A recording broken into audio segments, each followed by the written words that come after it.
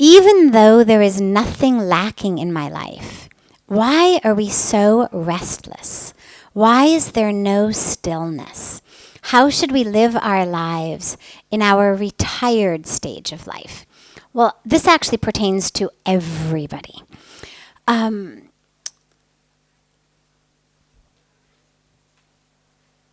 Because the lack of ease, the lack of stillness, interestingly, it's not due to what we do.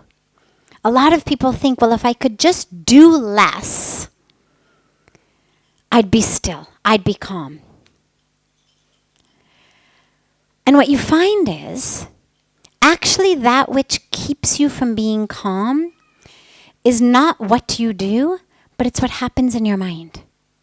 So it's how you think about what you're doing, or what else you're thinking about while you're doing something else. But it's the workings of the mind that keep you from being still. The lack of ease, the restlessness, is a product of the mind. It's not a product of my career. And when I retire, then I can sit on the porch and sit on the swing and drink lemonade, and then I'll be calm. When I can just stop getting up every day and going to work, then I won't be restless. No, sadly. Because the restlessness is in your mind. And you carry that with you wherever you go. You know, my academic background is psychology, and even though it's been decades since I've been in school, I love psychology. And I love particularly psychological studies that tell us so much about ourselves. And one of the pieces of information that I love is that married couples, or even unmarried couples, but couples, tend to fight a lot more on vacation than normally. Well, this is exactly the opposite of what we would think. You'd think, well, we fight because there's stress, there's tension, and so when we just can finally get to, the Bahamas, or when we can finally get skiing, or then it'll all be okay. In that cabin in the woods, it's all going to be okay. But actually what it turns out is that all that empty space, all that time, without things to actually keep us busy, like grocery shopping and taking the kids to school or going to work, if we haven't solved the issues of our mind or the issues of our relationship, they grow like, has anybody seen Little Shop of Horrors? They grow. The little garden literally becomes Little Shop of Horrors in our minds, in our relationships. And this is the same thing, whether it's a relationship with another person or a relationship with yourself. Do not think that suddenly by retiring, your stress is going to go away. Unless, should you be one of those people for whom the only cause of stress is not having enough money to put food on the table, not having enough money to send your children to school, not having enough money to buy sweaters for the winter. Well, if you've got a good pension, okay, maybe that would help you out. But for all the rest of us, all the tension, all the stress, all the restlessness, it's the games that the mind plays. In psychology, we call the everything will be okay in the Bahamas, we call it pulling a location. That's the term, pulling a location. If I just go there, everything will be okay. If I just leave here, everything will be okay. And you take yourself with you. So similarly in retirement, when you retire, you're going to still be there. And so regardless of what age you are, whether you're in school, whether you're working, whether you're retiring.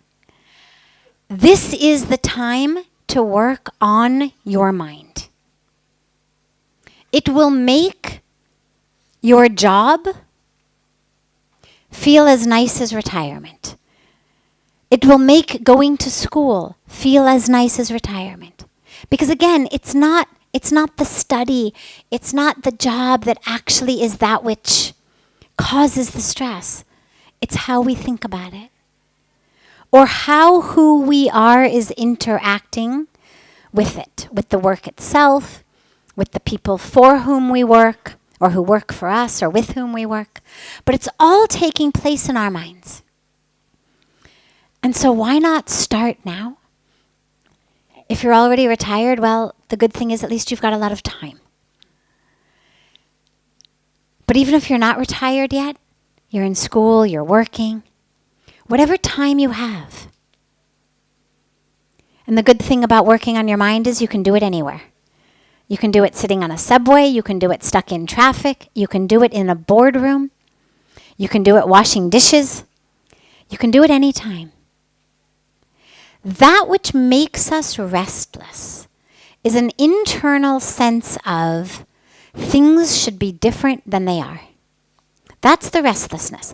And if I think I know what to do to make things better, I'm going to run around doing it. Whether it's addictions in my life, if I just drink this or take this or eat that, I'm going to feel better. Whether it's if I had enough money, it would be better, so I'm going to run around. Whether it's relationships, whatever it may be. I'm going to run around trying to solve that sense within me that things should be different. But nothing I do ever solves it. As those of us who have lived long enough to run around enough already know. Those of you who haven't yet lived long enough, take it from us. It doesn't work. There is nowhere you can run, nothing you can earn or achieve that's actually gonna bring that stillness in your mind, that's actually gonna make it all okay in your mind. And this is where the spiritual practice is one that emphasizes who you are, not how much you make, not what you do for a job, not what area of town your house is in, not who you're married to or who your children are, but who you are. At the core, not the clothes you wear, not the jewelry you wear, not the car you're driving in, but the core of who you are. At this very moment, with exactly everything you have, everything that's happened, this moment, you are enough. This moment, you are full. This moment, you are exactly right. And that's what our spirituality teaches us. And that doesn't mean, therefore, in this moment, you should be ecstatic.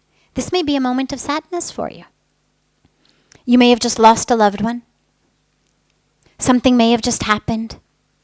Knowing that you are right, you are enough, you are divine, doesn't mean I don't get sad. It doesn't mean everything is perfect.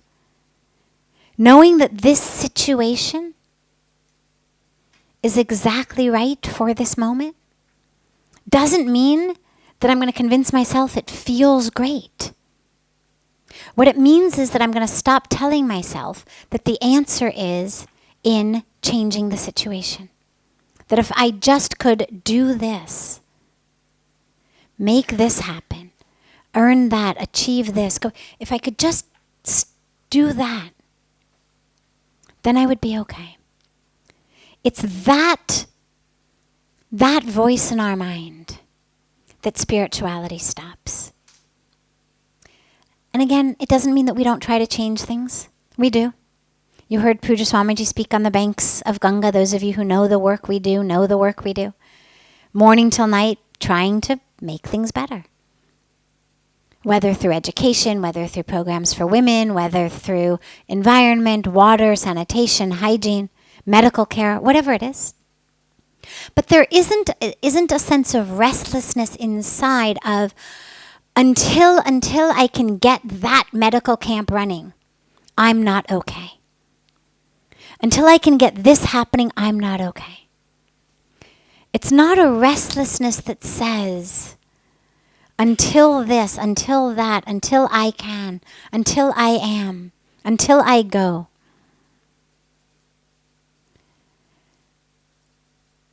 And that's the restlessness that stays with most of us for most of our lives, even in retirement. If I just could play golf better, if this lemonade were sweeter, if my porch were a nicer place to sit, if my children would just get married, for God's sakes, if my children would just settle down and get a job, if my children would stop working so much, if my children would have children, if my children's children would stop working so much, whatever it may be. As long as we have a pattern of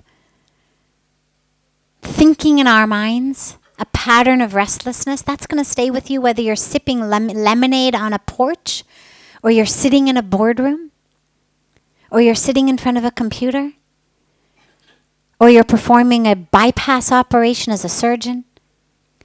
Wherever you are, if that's the way that your mind works, that's the way it's going to work.